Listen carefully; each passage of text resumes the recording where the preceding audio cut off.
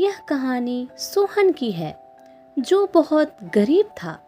गांव के सेठ मोहनलाल के यहाँ मजदूरी करके जो थोड़े बहुत पैसे उसे मिलते थे, उनसे घर का खर्च चलाना उसके परिवार के लिए बहुत मुश्किल था। सोहन के परिवार में उसकी पत्नी रानी और 2 छोटे बच्चे थे। एक दिन जब मोहन थका हारा घर लौटा तो रानी ने उससे कहा, रानी, आ गए आप? बैठिए, मैं पानी लाती हूँ। रानी सोहन को पानी लाकर देती है। सोहन पानी पीकर कुछ सोचने लगता है। वह बहुत उदास दिख रहा था। ये देखकर रानी उससे कहती है, रानी, क्या हुआ जी? मालिक ने पैसे देने से मना कर दिया क्या? सोहन, हाँ रानी, तुम तो सब जानती ही हो। मालिक के पास पैसा तो बहुत है, लेकिन दिल में दया नहीं है। मैंने कहा उनसे कि पैसे की जरूरत है, मेरी बीवी बच्चे भूखे हैं, लेकिन पता है मालिक ने क्या जवाब दिया? रानी, क्या कहा उन्होंने? सोहन, बोल रहे, तेरे बीवी बच्चों का मैंने ठेका नहीं ले रखा। भूखे मरते हैं तो मर जाएं, पैसे तो तभी मिलेंगे जब महीना पूरा हो जाएगा। एक तो ऐसे ही इतने कम पैसे मिलते हैं, पूरा दिन मेहनत करने के बावजूद। ऊपर से ये मालिक का बर्ताव अब झेला नहीं जाता रानी। रानी, वो चौराहे पे जो मंदिर है ना, वहाँ पर भंडारा करवाया था किसी ने, तो मैं बच्चों को लेकर वहाँ चली गई थी। बच्चों ने अच्छे से खा लिया है। मैं आपके लिए भी खाना लेकर आई हूँ। सोहन, नहीं नहीं रानी, मुझे पता है घर में राशन का एक दाना भी नहीं है। ये खाना बच्चों के लिए रख दो तुम। रानी, आपने कल से कुछ नहीं खाया है। इतनी मेहनत करते हो, कुछ खाओगे नहीं तो कैसे संभालोगे सबको? फिर वो जोर जोर से रोने लगती है। सोहन उसे संभालता है और फिर दोनों मिलकर खाना खाते हैं। सोहन बहुत मेहनती था, लेकिन उसके मेहनत के बदले उसका सेठ मोहनलाल ना उसको अच्छा सैलरी देता था और ना ही सोहन की गरीबी पे उसे तरस आता था। सोहन कई दिनों तक भूखा रहकर काम करता था। इसी वजह से एक दिन वो काम करते हुए बेहोश हो गया।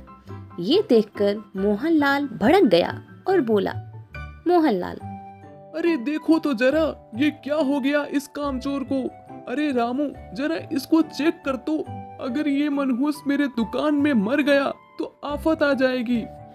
रामू सोहन का सांस चेक करता है और मोहनलाल से कहता है, रामू, मालिक, सांस तो चल रही है इसकी, लगता है बेहोश हो गया है। मोहनलाल, अच्छा, ये नाटक तो नहीं कर रहा ना? जरा पानी डालो तो इसके मुंह पे। रामू सोहन के चेहरे पे पानी का छींटा मारता है। सोहन को होश आ जाता है, लेकिन उसे बहुत कमजोरी महसूस हो रही थी। बड़ी मुश्किल से उठा और मोहनलाल से बोला, सोहन, मालिक, माफ कर दीजिए मालिक, पता ही नहीं चला कब आंखों के सामने अंधेरा छा गया। मोहनलाल, हाँ हाँ, काम के समय तेरी आंख क्यों खुली रहेगी? सुन ध्यान से, आज कई खेतों का अनाज घर पहुंच रहा है, उसे गोदाम में रख देना और रात को रखवाली भी करनी है तुझे, समझा? सोहन, लेकिन मालिक, मेरी बीवी बच्चों का क्या? मोहनलाल, हाँ तो एक दिन घर नहीं जाएगा तो सांस रुक जाएगी क्या उनकी? साफ साफ सुन ले, एक दाना भी कम हुआ ना मेरे अनाज से तो तेरी खैर नहीं। ये कहकर मोहनलाल वहाँ से चला जाता है।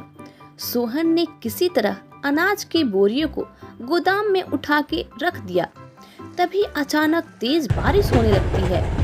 बारिश को बढ़ता देख सोहन को अनाज की गीला होने की चिंता हुई। उसने मन में सोचा। सोहन मन में सोचते हुए, हे भगवान, ये बारिश भी आज ही होनी थी। अगर गोदाम में पानी चला गया तो क्या होगा? मुझे कुछ सोचना होगा। बारिश रुकने का नाम ही नहीं ले रही थी। पूरे गोदाम के आसपास पूरा पानी जमा होने लगा। जब सोहन को कुछ नहीं सूझा तो उसने कई सारी बोरियां उठाया और उन्हें गोदाम के गेट पे लगा दिया और उन बोरियों को रोके रखने के लिए खुद उनके आगे लेट गया। वो रात भर पानी में पड़ा रहा, लेकिन फिर भी गोदाम में थोड़ा बहुत पानी चला गया। अगले दिन मोहनलाल ने जब गोदाम खोला तो अनाज की 1-2 बोरियों पानी से गीली हो गई थी। ये देखकर मोहनलाल गुस्से से लाल हो गया।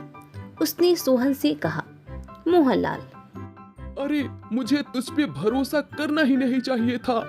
1 नंबर का आलसी है तू। क्या कर रहा था रात भर?